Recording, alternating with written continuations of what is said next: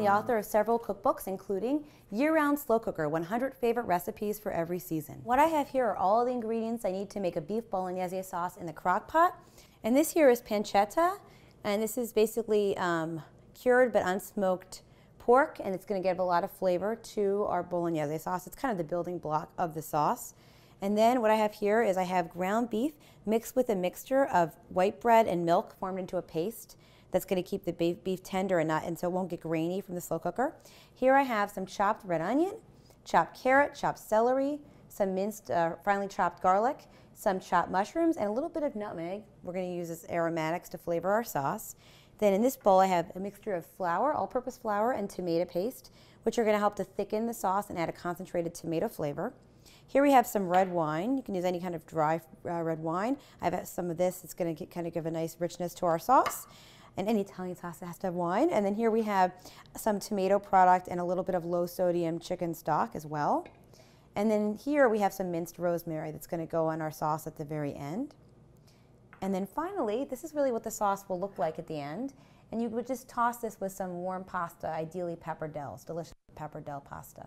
So what I'm going to do first, I have some butter in my pot. I have a kind of heavy, medium Dutch oven here, or you can use a sauce pot. I'm going to add some of my chopped pancetta to the butter that's already melted in my pan.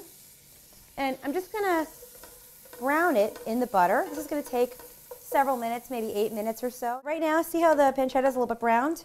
It's ready for my mixture of beef and milk and bread. And you're going to really want to get some color on the meat, a little bit of brown, and this will take several minutes.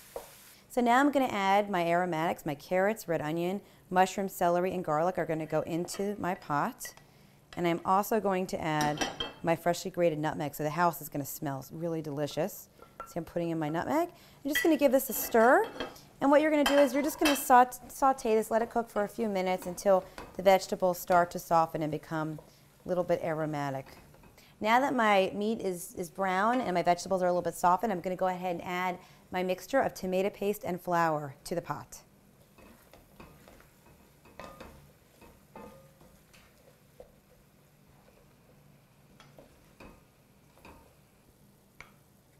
So what you're going to do is scrape this in, and you really want to stir it, and you want to stir it and cook it until the white flour disappears. You really want to make sure that flour has been absorbed into the meat mixture. This should take no more than a minute. Just give it a good vigorous stir. I'm going to go ahead and add, I have some wine here, some red wine. I'm just going to move this off the heat just for safety. I'm going to add my wine. Then I'm going to move this back on the heat and turn my heat up to high. And I'm just going to simmer this for a couple minutes so that the wine evaporates a little bit, the alcohol evaporates, but that the flavor remains, and add some depth and richness to our sauce. I'm going to go ahead and add a mixture of tomato product and some low-sodium chicken stock to my pot and let this simmer a little bit. And if you have any whole tomatoes, you can just use a potato masher like this one. I love this tool. I use it all the time in the kitchen. Just kind of mash down any whole tomatoes and just let this simmer for a couple minutes as well. Just going to thicken because of the flour.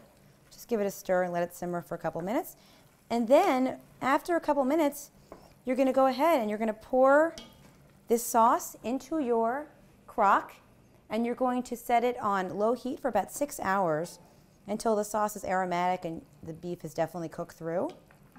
At that point, what you're going to do is you're going to take a spoon or a ladle, and if you want, you can skim any fat off the surface of the sauce, and you can add some fresh rosemary to it as well. And the finished dish is this beef bolognese sauce here. And what you can do is you can just sprinkle some fresh rosemary on top to give it a nice flavor, and toss it with some warm pasta, ideally pappardelle pasta, for a delicious Italian dish. I'm Dina Cheney, and thanks for watching me show you how to make beef bolognese sauce in the crock pot.